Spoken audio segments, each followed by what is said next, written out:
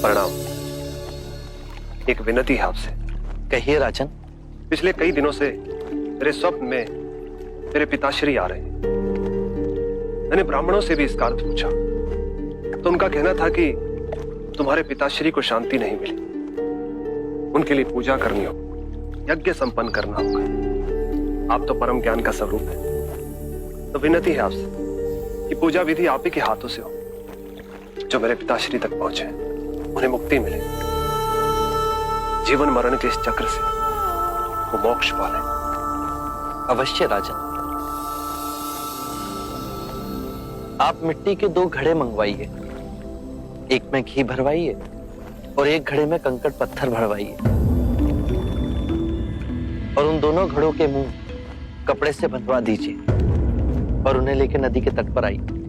मैं वहीं आपकी प्रतीक्षा करूंगा। मैं भी इसका प्रबंध करता हूं महाराज।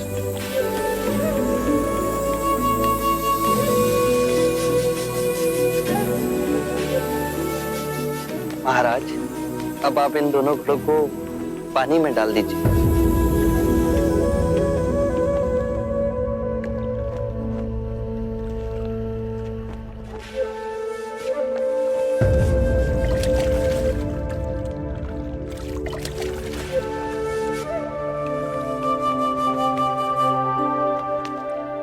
महाराज, अब इन दोनों घड़ों को आप तोड़ दीजिए।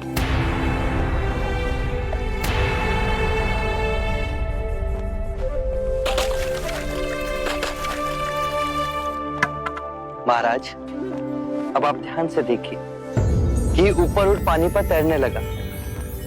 अब बताइए, मेरे या किसी और के पूजा पाठ करने से क्या यह घी नीचे बैठ सकता है? असंभव। ये तो घी का स्वभाव ही नहीं। सत्य कहा आप। उसी प्रकार किसी भी पूजा पाठ, विधि विधान, कर्म कांड के द्वारा पानी के अंदर डूबे हुए कंकड़ पत्थर क्या ऊपर आ तैर सकते हैं? नहीं बुद्ध, ये तो प्रकृति के नियम के विरुद्ध है। तो हम प्रकृति से भिन्न कैसे हुए? हम भी तो प्रकृति का ही रूप है। सत्य कहा बुद्ध। एक सत्य ये भी है राजन, यदि हमारे पूर्वजों ने अपने जीवन काल में कंकड़ पत्थर बोए, दुष्कर्म किए, तो वो स्वाभाविक ही कंकड़ पत्थर की तरह नीचे बैठ जाएंगे।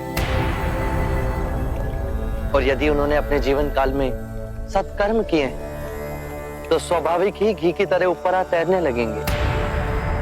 जो बोएंगे वही काटेंगे।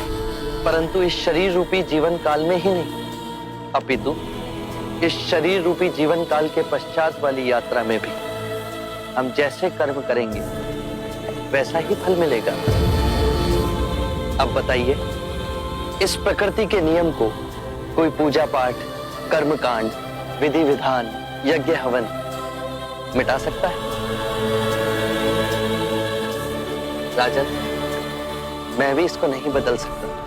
केवल अच्छे कर्म ही मनुष्य की मुक्ति का द्वार खोलेंगे। ये कैसी तलवार है आपके हाथ में, जो एक क्षण में सारे झूठ काट केवल ज्ञान को प्रकाशित करती है। ना जाने कितने जन्मों और भटकता में यदि आपकी कृपा ना होती। इस एक क्षण में आपने अपनी अदृश्य तलवार से मेरे अहंकार का सर भी काट दिया। धन्य है प्रभु।